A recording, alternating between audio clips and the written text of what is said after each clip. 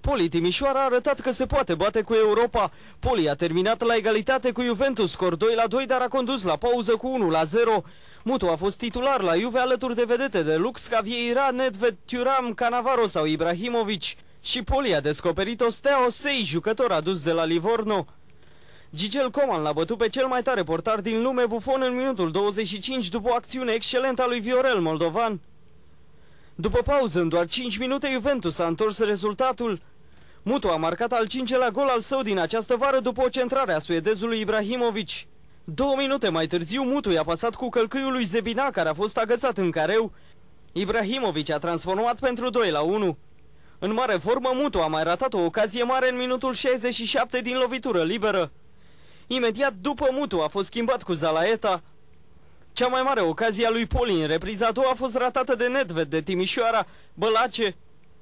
Poli a egalat în prelungiri după un penalti scos de McCain și transformat de Alin Paleacu. Juventus va juca următorul